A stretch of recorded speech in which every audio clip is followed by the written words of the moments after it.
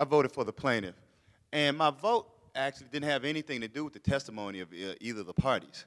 My vote was because of something the attorney said for the plaintiff, which was the responsibility of the defendant to ensure that his power did not leverage against the plaintiff.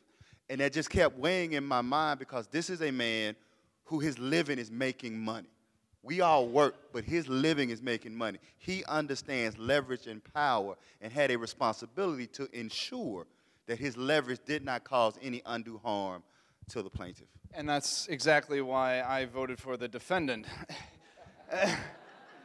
In a down economy, saving $18,000 is a significant number, I would say. And I think the prosecution made too much effort to distract the whole case regarding or using the watch as a point of focus rather than the fact of defamation. He presumed that Miss Wade stole his watch because it wasn't there when he came back. When cross-examined, he was unable to remember a lot of things, a lot of specific details. And when asked those questions, he says, I don't know, repeatedly. I don't know, I don't remember, I don't recall. He could have easily have failed to recall what he did with his watch. Being a person of Jewish descent, it's so unfair for people to label folks because of how they were born. He had no control of that. Yet if someone were to just make just a wild assumption that Jews are blank, whatever you fill in the blank in any way you want to, if someone said Jews are blank, he would feel like that was an unfair attack on him because it's baseless. Oftentimes they don't know a person. They don't have any facts to support it. He had no facts to support his accusation.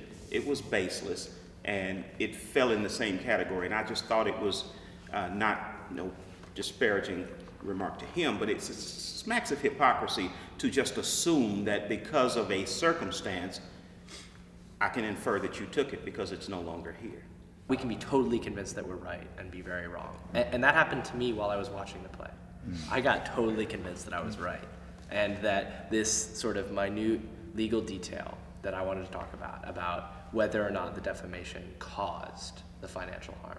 That was something I was thoroughly convinced that I was right about. And when I heard other people talking, I heard them talking from their emotions. I think it's wrong that this happened. I don't think that she stole it, and I think she deserves the money. And I heard this all coming from a very emotional place, and that only further secured my self-conviction that I was right about this legal detail. But then someone made a comment that totally threw that out of whack. And I was like, wait, maybe I'm wrong about this legal detail. And now not only am I going to be wrong about this legal detail, I'm also totally on the wrong side morally. And it was really scary to stand up when they asked who was supporting the defendant.